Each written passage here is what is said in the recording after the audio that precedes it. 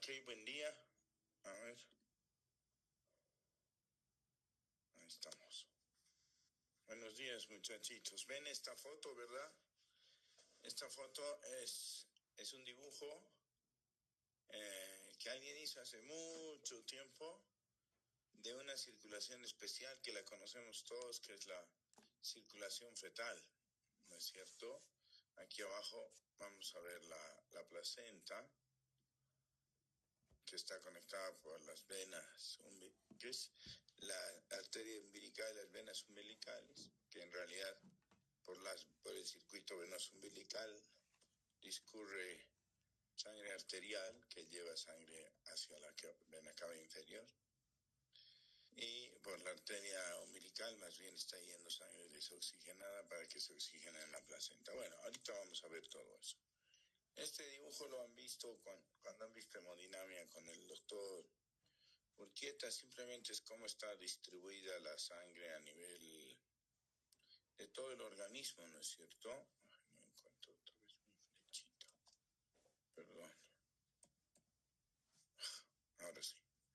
Vemos acá toda la emergencia de sangre que sale del ventrículo izquierdo, de este 100% de sangre que sale del ventrículo izquierdo a través de la aorta, pues se distribuye en cuatro...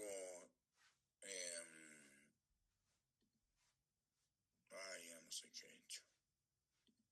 Se distribuye en cuatro territorios grandes: el renal entre el 20 y el 25%, todo lo que es tracto digestivo igual, 20-25%, y los músculos 20-25%. Y la última cuarta parte se divide entre el cerebro y la piel, ¿no? Entonces el último cuarto de todo este 100% que se distribuye así, ustedes bien ven, es una circulación en paralelo. Toda esa sangre vuelve y el mismo 100% que llegó, pues vuelve a la aurícula derecha, pasa al ventrículo derecho a través de la válvula tricúspide y sale por la arteria pulmonar hacia los pulmones, ¿no es cierto? En los pulmones se oxigena y vuelve a la aurícula izquierda. Circulación menor, circulación mayor. Y ese es el primer subtipo de circulación que vamos a ver. El resto ya lo sabemos desde la escuela, desde el colegio, nos enseñan que hay una circulación mayor o sistémica y hay una circulación menor o pulmonar, ¿no es cierto? La circulación pulmonar es la que nace de la del ventrículo derecho, ¿sí? Del ventrículo derecho sale el tronco de la arteria pulmonar, y la arteria pulmonar se divide en dos, en pulmonar izquierda y en pulmonar derecha. Estas llegan al pulmón. Creo que tengo un dibujo aquí mejor. A ver, no. Bueno, en una circulación normal tendríamos que ver. Bueno, anda por acá. No.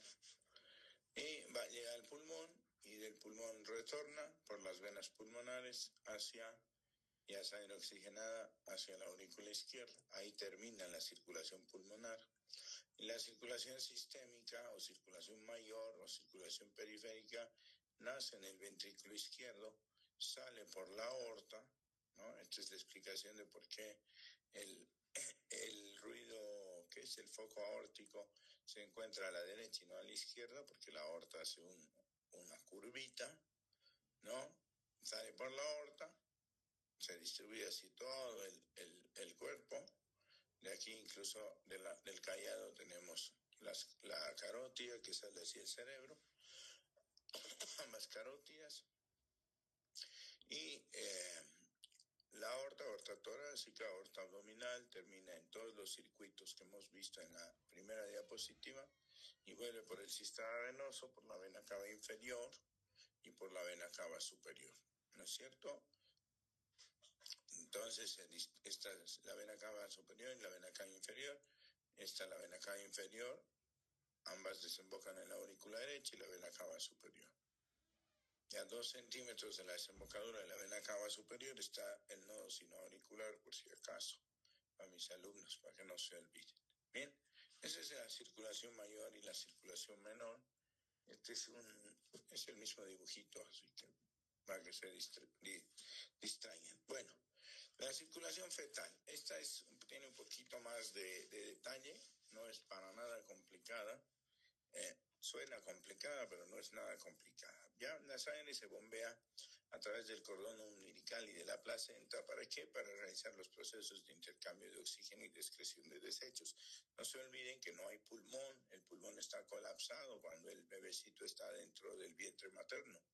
Entonces necesitamos oxigenar la sangre del bebé de alguna manera, y la manera en la que se oxigena es a través de la placenta. Entonces necesitamos, o el cuerpo, o Dios ha puesto ahí un cortocircuito fantástico para que un órgano que se llama placenta haga las veces de pulmón, tanto para retirar algunos elementos que son dañinos, desechos, como para oxigenar en lo posible esa sangre que está llegando, ¿sí?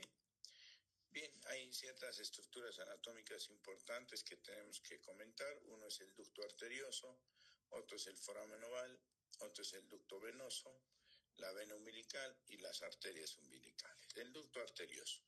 El ducto arterioso es un vaso que conecta, básicamente, pensemos que va a salir la sangre por el tronco de la pulmonar y tiene que ir a oxigenarse en el pulmón, pero lógicamente ese camino está cerrado, ¿no? Entonces necesitamos algo que lleve la sangre desde la pulmonar hasta donde debería estar volviendo. No va a volver a las venas pulmonares, sino va a ser un cortocircuito entre la pulmonar y la aorta, ¿sí? A eso se llama ducto arterioso. Aquí dice conexión vascular entre vasos que abastecen de sangre a pulmones para el intercambio de gases y la aorta, ¿no? Ahorita les voy a mostrar en un dibujito para que se ubiquen. Es un vaso mayor que suministra sangre oxigenada al cuerpo. Bien, además del ducto arterioso tenemos el foramen oval, que es un orificio que se encuentra entre las dos aurículas. Pasa exactamente lo mismo. La sangre que está volviendo sobre todo por la vena cava inferior, la sangre, en este caso, en el bebé ya no es sangre desoxigenada, sino vamos a ver más adelante que a ese nivel ya la sangre se ha oxigenado por la placenta, vuelve a la aurícula izquierda, pero ya no se va hacia el pulmón, sino se pasa directo a la aurícula derecha por este huequito. Y el ducto venoso, que es un vaso que conecta el hígado con un vaso mayor, que es la vena cava inferior, que básicamente, así como funciona el ducto arterioso, el ducto venoso nos está conectando la sangre ya oxigenada que está viniendo de la aorta hacia la cava inferior para que vaya al circuito general. La vena umbilical es un vaso grande que se dirige desde el cordón umbilical de la placenta hasta el hígado, ¿sí? Este es el que está llevando sangre oxigenada. Es una vena porque está volviendo, sin embargo, igual que la pulmonar, que es igual que las venas pulmonares, ya está llevando sangre oxigenada. ¿De dónde? De la placenta hasta el hígado. ¿Sí? ¿Cuál es la función? Transportar sangre oxigenada hacia el feto. Bien.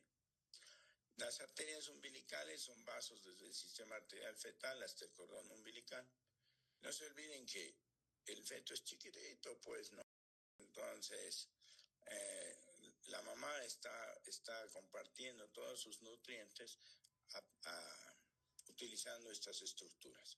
¿Sí? ¿Qué hacen las arterias umbilicales? Lo que están haciendo es llevar toda la sangre no oxigenada del feto del bebé hacia la placenta. ¿Para qué? Para que la placenta la oxigene y por la vena umbilical retorne a su cuerpito. Aquí vamos a ver todo lo que hemos hablado.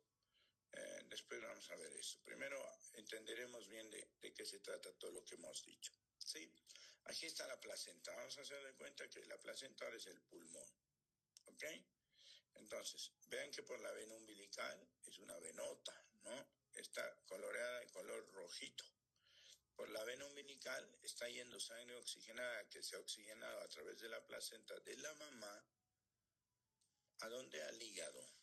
¿No es cierto? Está yendo al hígado. ¿Y cuál es la idea de esto? La idea es que conecte hacia el sistema venoso esta sangre que ya está oxigenada. ¿Sí? Las arterias umbilicales que están viniendo acá, si ustedes ven en moradito, el ventrículo izquierdo, la aorta, ¿no es cierto? Toda esta sangre tiene que ir a oxigenarse de alguna manera y se oxigena a través de las arterias umbilicales, ¿sí? Las arterias umbilicales llevan sangre no oxigenada, ¿a dónde? A la placenta. Es como si este fuera el circuito menor, el circuito pulmonar que hemos visto ahorita, ¿sí? ¿Ok? Y aquí arriba vemos, este es el corazón del bebé. Vean que todo lo que va por la vena cava inferior se va a pasar directo de la aurícula derecha hacia la aurícula izquierda a través del foramen oval. Esta sangre va a ser bombeada por el ventrículo izquierdo, se va a ir por la aorta, ya es sangre parcialmente oxigenada, por eso es de este color, es morada. La sangre que está volviendo por la vena cava superior, azul, ya desoxigenada totalmente, va directo a la aurícula derecha y se pasa al ventrículo derecho, ¿no es cierto? ¿Ven? Y lógicamente el ventrículo derecho tendría que irse por la arteria pulmonar, ¿hacia dónde? Hacia los pulmones del bebé. Pero como no hay pulmones, aquí hay un shunt, y este shunt es el ducto arterioso, ¿sí? Aquí ven esta lineecita, es el ducto arterioso que está conectando la pulmonar con el callado aórtico, ¿sí? La pulmonar con el callado aórtico. Y está haciendo exactamente lo mismo que ha hecho el foramen oval. Está generando un cortocircuito para evitar los vasos pulmonares. Sí, así de simple. En realidad en este dibujito se ve muy bien, pero básicamente es lo que sucede, ¿sí? Bien, aquí hay un dibujito más chiquitito, pero va lo mismo. Aquí está la placenta. Tenemos la vena umbilical que está derramando sangre a nivel del hígado y por la cava inferior está llevando ya sangre oxigenada. Tenemos la vena cava superior que pasa directamente de la aurícula derecha al ventrículo derecho, y esta sangre no oxigenada no va a ser un problema, ¿no es cierto? ¿Por qué? Porque cuando esté subiendo por la pulmonar, por el ducto arterioso, se va a conectar con la aorta, ¿no? Y ahí se va a juntar con esta sangre buena que está viniendo de aquí, de la aurícula izquierda, que ha salido de la aurícula derecha, que ha ido a la aurícula izquierda, y está saliendo por el ventrículo izquierdo, ¿no es cierto? O sea, se está mezclando con la sangre buena que está viniendo de la placenta. Luego esto baja, ya manda a los riñones, manda a todo el circuito esplácnico, y lógicamente la sangre que vaya a recoger del sistema venoso se va por las umbilicales en las ilíacas hasta la placenta nuevamente para continuar el trecho. Algunas características especiales de la circulación fetal: el 55% del gasto cardíaco pasa por la placenta, imagínense. El 55% del gasto cardíaco fetal pasa por la placenta. O sea, si no fuera la placenta estaría perdido. La vena umbilical tiene una saturación de oxígeno del 80%. O sea, es el vaso que tiene sangre mejor oxigenada en el bebecito, en el feto, ¿sí? El conducto venoso desvía parte de la sangre de la vena umbilical directamente hacia la vena cava inferior. Este es el ducto venoso, ¿no es cierto? Parte de la sangre va al hígado y parte de la sangre, aquí lo podemos ver. Aquí está, chiquitito. ¿No? El ducto venoso, parte de la sangre, ven, aquí hay una línea, ducto venoso, pasa directamente a la vena cava inferior sin necesidad de derramar la sangre, como aquí, ¿no es cierto? Aquí está llegando la sangre por la vena umbilical, está yendo al hígado, no importa, el hígado va a volver por las venas supraumbilicales de nuevo a la cava, pero el ducto venoso lo está llevando directito, ¿sí? Directito a la vena cava inferior. Entonces, la mayor parte de la sangre que llega al corazón se desvía hacia la aurícula izquierda, o sea, al corazón del feto, se desvía hacia la aurícula izquierda a través del foramen oval. Toda esa sangre que está volviendo por la vena cava inferior, que es la mayor cantidad de sangre, se va directo a la izquierda a través del foramen oval. La mayor parte de la sangre proveniente de la vena cava superior pasa al ventrículo derecho, es lo que les decía. Es simple dirección, miren, vena cava superior. Va a ser difícil que aquí haga una curva en 90 grados y se vaya al foramen oval, entonces esto tiende a pasarse al ventrículo derecho. Sale por la pulmonar, pero aquí ya no hay paso, están cerradas la pulmonar izquierda y derecha y todo se va por el ducto arterioso. ¿Sí? Ok, la mayor parte de la sangre proveniente de la vena cava superior pasa al ventrículo derecho y a las arterias pulmonares, pero como los pulmones se encuentran colapsados, la sangre se desvía por el conducto arterioso. Bien, entonces, hasta ahí, eso es circulación fetal, está simple, fácil. No se olviden que lleva la vena umbilical, sangre oxigenada, 80%, que llevan las arterias, pues sangre desoxigenada. ¿Qué estructuras son importantes? El ducto arterioso, el ducto venoso y el foramen oval, ¿no? Son las estructuras anatómicas que han modificado la estructura anatómica del feto para poder oxigenarse. Bien, tenemos la circulación portal. La circulación portal ustedes la conocen perfectamente, ¿no? Es aquella que tiene que ver con la sangre que llega a todo este circuito a través de la aorta abdominal. De la aorta abdominal va a la arteria hepática va al hígado, sale por las venas suprahepáticas a la cava inferior y retorna al hígado, ¿no es cierto? Y todo el sistema venoso, que es lo que hace, todos los tributantes del páncreas y del intestino, todo lo que comemos, tiene que absorberse del intestino y se absorbe por los vasos intestinales, que son venas, ¿no? Porque están volviendo. Entonces, todas las venas tributarias del intestino delgado, parte del grueso, estómago y páncreas, ¿qué van a hacer? Van a ir por la vena mesentérica superior y por la vena esplénica, ¿sí? De la vena esplénica y la mesentérica superior van a juntar la vena porta. Y la vena porta es un vaso corto que sirve para transportar rápidamente la sangre hacia el hígado. No se olviden, acuérdense la definición de un sistema porta, ¿no es cierto? La definición de un sistema porta es un sistema que nace en capilares y termine en capilares y tiene un vaso central. Eso es un sistema porta. No solo hay el sistema porta entero hepático, ese es uno. Tenemos otro sistema porta donde en el hipotálamo con la hipófisis, ¿sí? El que lleva las hormonas reguladoras hipofisiarias es un sistema porta, es un sistema capilar que está capilarizado en el hipotálamo, se junta en un vaso hipotálamo hipofisiario, que es una venita porta, y esta pasa a la hipófisis. Los sistemas porta que tenemos en el organismo. Bien, la circulación es plácnica, justamente es esta circulación. La sangre en los intestinos páncreas y vaso drenan mediante la vena porta hacia el hígado, ¿no? Y del hígado salen por las suprahepáticas hasta la vena cava inferior y son llevadas por la vena cava inferior al corazón para distribuir todos los nutrientes que el cuerpo necesita que ya han sido metabolizados por el hígado.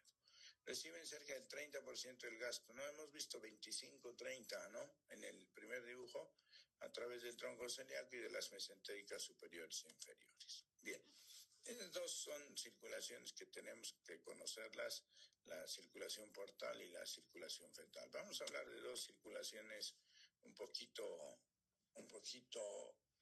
que tienen un par de diferenciaciones. Una, las circulaciones coronarias. Vean qué bonito aquí. Esta es una coronarioangiografía, donde vemos una obstrucción en la arteria coronaria derecha. Pero bueno, ahorita este no es el tema. La circulación coronaria. El corazón es un órgano terriblemente aeróbico, no para de funcionar. Tiene un consumo de oxígeno altísimo. Miren, tiene un consumo de oxígeno de 78 mililitros. O sea, es un consumo demasiado grande. ¿Por qué? Porque es un músculo que no se detiene. Consume 68% de ácidos grasos, 15% de ácido láctico y glucosa en un 16%. Entonces, es un órgano muy, muy aeróbico. Tiene un alto consumo de oxígeno. O sea, PO2 quiere decir consumo de oxígeno. ¿Sí? El músculo cardíaco de un mamífero latiendo, ¿no? Consume entre 8 a 15 mililitros, imagínense, por minuto, por cada 100. ¿Sí? Esto, justamente. El corazón va a pesar más o menos entre 300 gramos, 200, depende si es un corazón que ame mucho o no ame mucho, entre 200 y 400 gramos, ¿ok? Por eso tiene un consumo de entre 75 y 80 mililitros de oxígeno. En gramos, 8 a 15 mililitros por minuto por cada 100 gramos. Esto es ml minuto. En reposo, más o menos está en el rango de 4.5 mililitros por minuto por cada 100 gramos. La despolarización no contráctil ocasiona que el consumo de oxígeno sea de 0,5% con respecto al corazón funcionando. No se olviden que hay una característica especial de las células miocárdicas de que pueden contraerse, ¿no? Eso se llama despolarización no contráctil, automáticamente. ¿Sí? Eso baja el consumo de oxígeno a la mitad. Bien, en la circulación coronaria vamos a tener que el ventrículo está subdividido en 4 partes: subepicardio, miocardio, subendocardio y endocardio, ¿no es cierto? De afuera hacia adentro: subepicardio, miocardio, subendocardio y endocardio. El subepicardio está compuesto básicamente, ¿no?, por la superficie de los vasos epicárdicos, nervios, tejido conectivo y tejido adiposo. Eso hemos visto en esto. Miocardio es la capa muscular, subendocardio es la capa que está debajo del músculo, es tejido conectivo. Es importantísimo el subendocardio porque por aquí están yendo las venas de Tébesio, que son unos canales ramificados que conectan con el ventrículo y ayudan a transportar sangre oxigenada a la parte interna de las paredes. A través de estas venas de Tébesio es que se va a irrigar la parte interna del miocardio.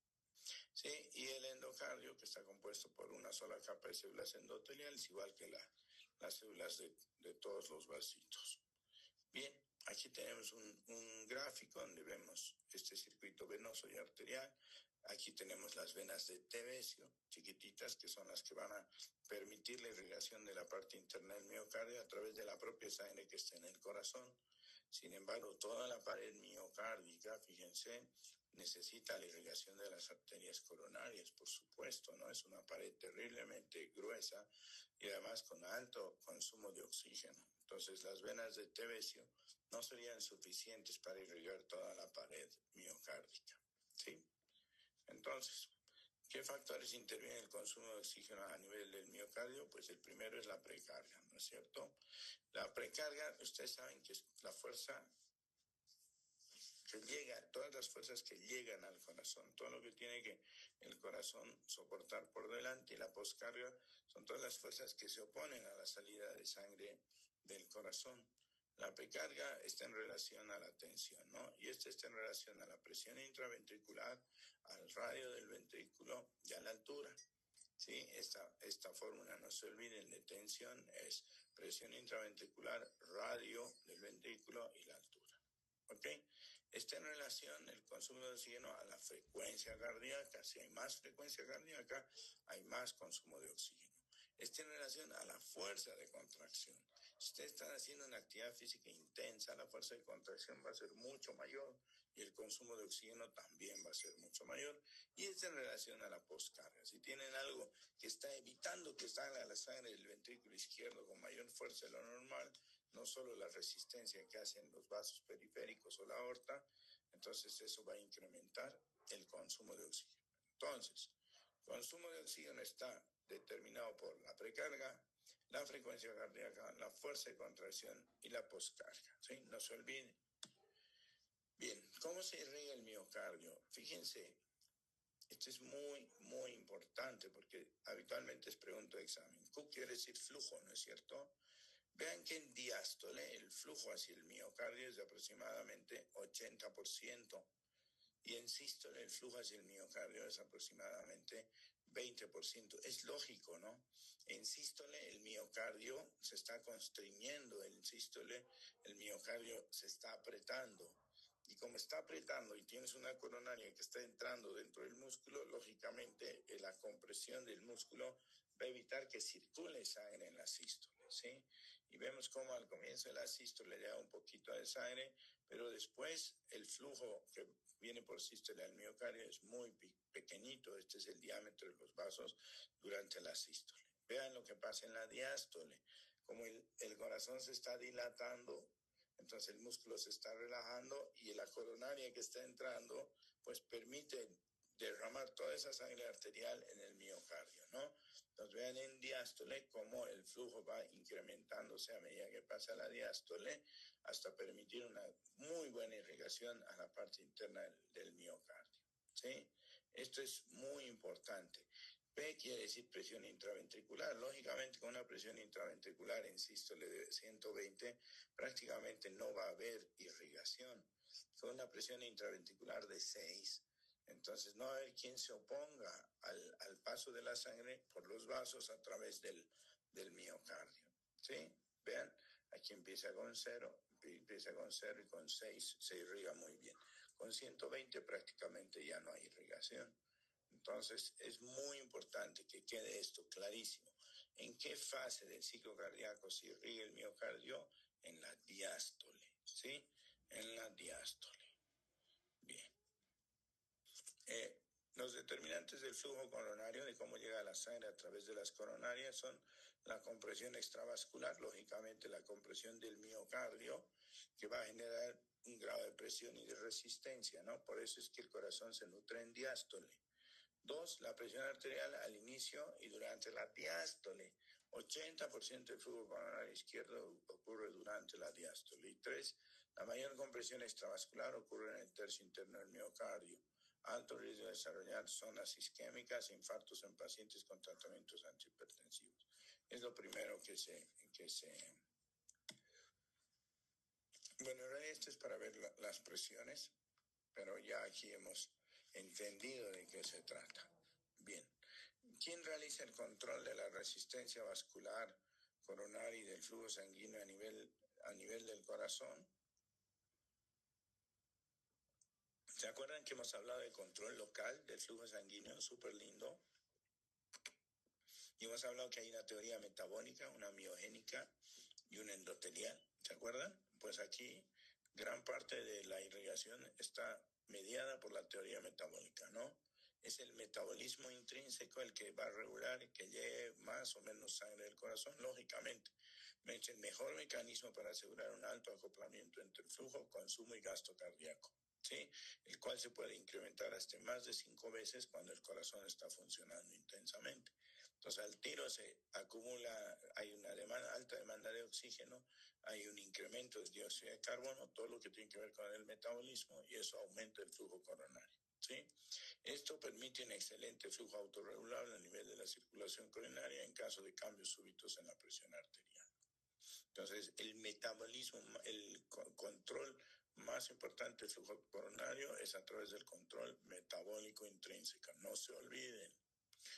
2, el control miogénico también forma parte, o sea que el control, ¿se acuerdan que cuando se distendía la pared del vaso, era el mismo músculo el que se volvía a contraer ante una distensión brusca?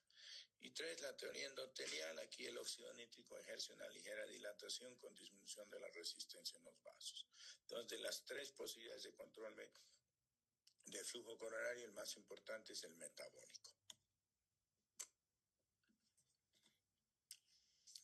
Bien, aquí vemos en este dibujito cómo está llegando la sangre, ¿no? Este es un volumen del 20%. El miocardio tiene un consumo de oxígeno en el que extrae prácticamente 12 volúmenes porcentuales utilizando el mismo utilizado por el metabolismo coronario, y a nivel de la emergencia en el seno venoso coronario. Esta es la sangre no oxigenada que vuelve del corazón hacia los vasos sistémicos. Vean que el corazón ha consumido 12 volúmenes, de 20 que han llegado han salido 8. Altísimo consumo de oxígeno, ¿no? Entonces, el flujo coronario básicamente, como les decía, 78 es entre 75 y 80 mililitros por minuto. Imagínense qué flujo más alto, ¿no? Bien, el control de la resistencia vascular coronaria y del flujo sanguíneo también tiene un control neural. O sea, hemos visto metabólico, hemos visto miogénico, hemos visto por óxido nítrico, pero hay un control neural extrínseco, ¿no? El sistema simpático y parasimpático tienen que ver, no se olviden, el sistema simpático inerva vasos coronarios de manera menos densa que en otros lechos. Produce receptores alfa-adrenérgicos, pero no son tan importantes como en otros lechos. Entonces, sí hay un control neural extrínseco, pero no es el más importante para controlar el flujo sanguíneo coronario. Ya hemos dicho, el más importante es el control local, la autorregulación, y de los sistemas de autorregulación el más importante es el metabólico. ¿sí? Vean en esta gráfica, siempre las gráficas son buenas. Para un gasto cardíaco de 5 tenemos un flujo coronario de 1. Para un gasto cardíaco de 25 tenemos 5 veces el flujo coronario, ¿sí? ¿Por qué? Porque el consumo de oxígeno es muy elevado. Si esto no se cumple o por algún motivo se obstruye uno de los ramos coronarios, entonces esta gráfica se separa y ahí viene un infarto de miocardio. Bien, ok. Muy bien. Y la última circulación especial que vamos a tocar es la circulación cerebral.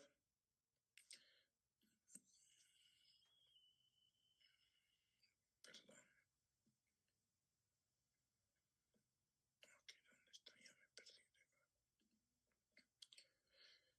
Ya me perdí. Aquí estamos. Circulación cerebral. Y así como hemos visto que la circulación coronaria es muy interesante, tiene elementos interesantes debido a que es un tejido de alto consumo de oxígeno, el cerebro va compitiendo con el corazón. ¿Sí? El cerebro constituye el 2%. Imagínense, del total del peso corporal, apenas el 2%, pero recibe 15% del gasto cardíaco. ¿Sí? ¿Se acuerdan en renal cuando hemos visto glomerular?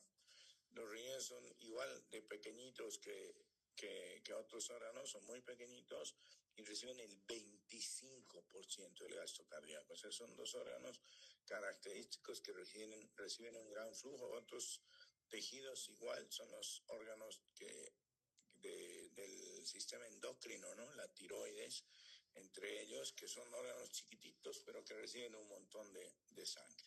Bien, el cerebro constituye entonces 2% y su gasto cardíaco más o menos el 15%. El flujo sanguíneo cerebral, oxígeno y glucosa tienen una alta demanda comparada con otros órganos, excepto el corazón, ¿no? Es lo que acabamos de ver. La falta de flujo cerebral solo puede ser tolerada por unos segundos, sin pérdida de conciencia, y solo por 3 a 4 minutos sin daño cerebral permanente a temperatura normal. ¿Por qué se menciona la temperatura? Porque en temperaturas bajo cero, digamos, alguien que se ha caído a un lugar con agua congelada, tiene opciones de poder sobrevivir más de 3 a 4 minutos en hipotermia, ¿sí? Entonces son dos órganos súper importantes en relación a esto. Ah, qué bonito. Este es un Rebecat, que creo que lo han hecho en la facultad. Es un Rebecat donde se ve más o menos cómo es la distribución del flujo sanguíneo en el cerebro. Bien, ustedes conocen, ¿no es cierto? Esto es anatomía, un recuerdo de anatomía. Sabemos que la sangre llega por las carótidas, ¿no es cierto? ¿Hasta dónde? Hasta el polígono de Willis. Del polígono de Willis se van a distribuir todas las ramas, la arteria cerebral media, la cerebral anterior y la cerebral posterior y las cerebelosas que vienen de las vertebrales, ¿no es cierto? Eso es algo que ustedes lo conocen, que no es necesario tocarlo en este caso. Bien, entonces el cerebro posee dos tipos de circulación, una circulación sanguínea y la circulación que tiene que ver con el líquido cefalorraquídeo, ¿no? Que es la circulación del fluido cerebroespinal. La circulación sanguínea, lo que acabamos de decir, sube por las carótidas y las vertebrales y luego se distribuye en las 13 arterias cerebrales importantes que penetran el parénquima cerebral. Después se convierten en capilares, vuelven por vénulas y por la parte posterior a las venas de la pía, senos durales y se devuelven por las vertebrales y por las yugulares hasta el corazón. Sí, la circulación del líquido del fluido cerebroespinal y la circulación subaracnoidea es líquido cefalorraquídeo formado por los plexos coroideos y en realidad esto se forma básicamente por filtración capilar neta, ¿no? Es un líquido muy similar al plasma. También, más o menos se producen 500 mililitros de líquido cefalorraquídeo por cada día. Bien, estos valores son importantes, recuérdenlos. El flujo sanguíneo promedio en un adulto joven es de 54 mililitros por 100 gramos por minuto. Vean, el corazón era entre 75 y 80, ¿no? ¿Se acuerdan? 78. El cerebro anda por ahí, cerquita, 54 mililitros por cada 100 gramos. Sabemos que el cerebro pesa más o menos 1,5 kilos, ¿no? Y el flujo completo en el cerebro para este peso va a ser aproximadamente 756 mililitros por minuto. Altísimo. Ahora, el flujo sanguíneo a la sustancia gris en reposo es de 69 mililitros por 100 gramos, casi como el corazón, ¿no? Y de la sustancia blanca en reposo es de 28. Entonces, entre 70 y 30, 70% va a la sustancia gris y 30% va a la sustancia blanca. Lógicamente, en los pensantes, en los que estudian medicina, esto siempre va a estar bien. En los vaguinzones, vagonetas, probablemente el flujo sanguíneo a la sustancia gris sea menos del, ¿cómo se llama? Sea menos del 70%, ¿no? Así que si son estudiosos y buenos alumnos y van a clases teóricas, o sea, los 12 que están conectados aquí, creo que son 12, ¿no? Qué barbaridad. Somos 600 alumnos y tenemos 12 alumnos escuchando una clase. Bueno, 20, ya habíamos subido, está bien. Entonces, ustedes seguro que tienen el 70% del flujo sanguíneo a su sustancia gris. ¿Sí? Esto se mide por un sistema, por un tipo de tomografía que se llama tomografía por emisión de positrones, cómo anda distribuida la circulación en el cerebro. Sí, este es el mismo dibujito de lo que hemos visto, el del polígono de Willis, cómo están subiendo por las vertebrales y por las carótidas. Estos son los mapas de irrigación, ¿no? Como vemos como la arteria cerebral anterior, que es lo que está irrigando, la arteria cerebral media y la arteria cerebral posterior. Habitualmente los accidentes cerebrovasculares en un gran porcentaje se producen por lesiones a nivel de la arteria cerebral media, ¿no? Y aquí está la fisura interparietal por delante y por detrás, sistema motor y sistema sensitivo, por eso se afecta la actividad motora cuando esto sucede.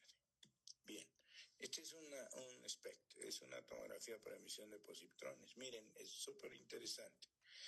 Aquí está observando, el paciente está mirando, está moviendo los ojos y está mirando.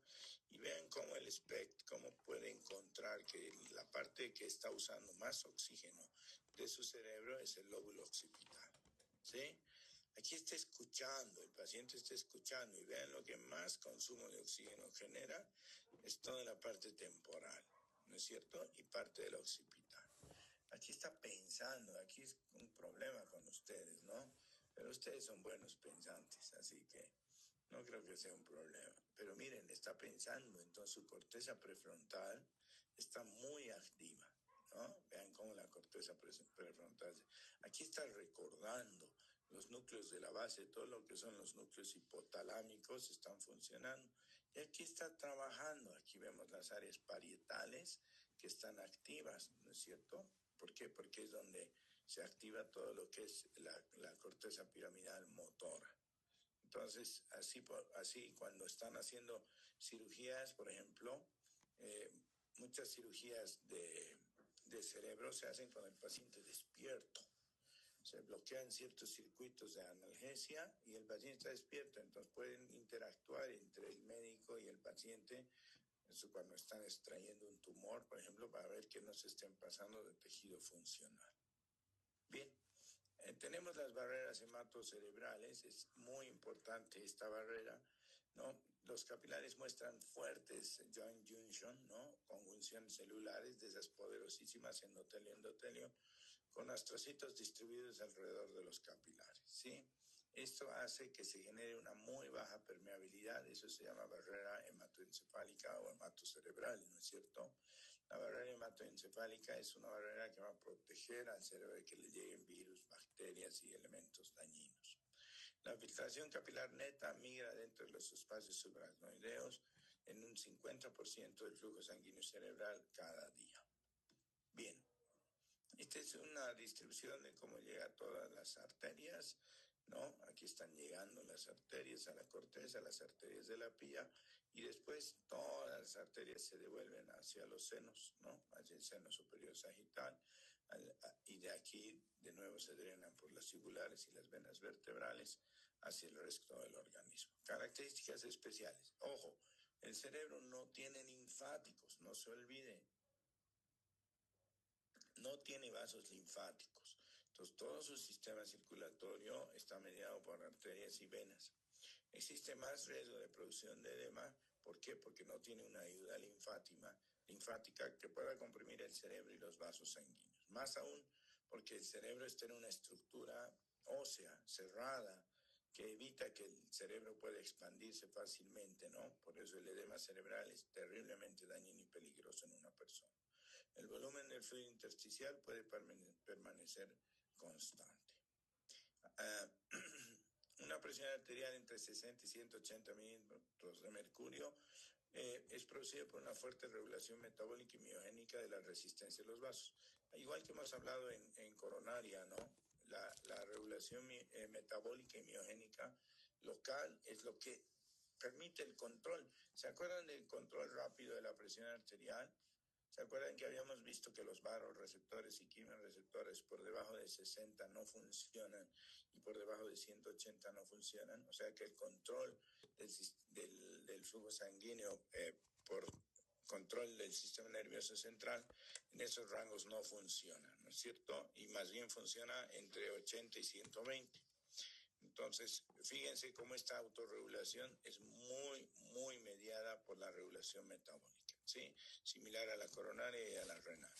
El estrés ortostático y la gravedad se convierten en un alto riesgo. Esto se llama síncope cuando alguien se desmaya, ya que se produce por una disminución en la presión arterial y por tanto en la circulación cerebral. Cuando alguien se para de golpe, está haciendo mucho calor, estás parado en un ambiente donde no estás oxigenando bien, puede disminuir el flujo sanguíneo a nivel cerebral y ¡pum!, te desmayas, ¿sí? Ese es el síncope.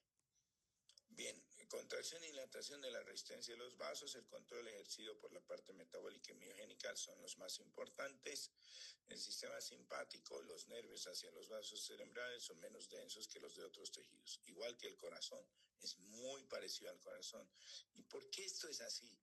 ¿Por qué el sistema simpático no debería generar un control, llevar la tutela de todo este control? Porque tiene que controlarse de acuerdo a cómo funciona. No a un susto, el sistema simpático está muy mediado por un... Imagínense si se asustan, sube tanto la presión a nivel intraparenquimatoso del cerebro y van a hacer en cada susto un accidente vasculocerebral, ¿no? Entonces está mediado por cómo funciona, cuánto gasta, entonces ahí pide más sangre. Una suave constricción adrenérgica ayuda a proteger a los capilares cerebrales de la excesiva presión arterial en la excitación simpática.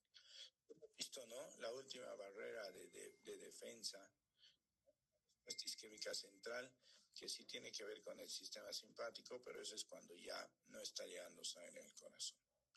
La presión venosa a nivel cerebral no tiene un efecto importante debido a que la viscosidad normalmente es constante. La presión dióxido de carbono tiene una alta sensibilidad en el músculo liso de los vasos cerebrales, ¿sí? Esto es muy importante, no se olviden. La presión del CO2 es la que va a controlar básicamente el control metabólico en el cerebro. La presión intracraneal es la presión medida en el espacio subaracnoideo y es similar a la presión del líquido cefalorraquídeo de los ventrículos.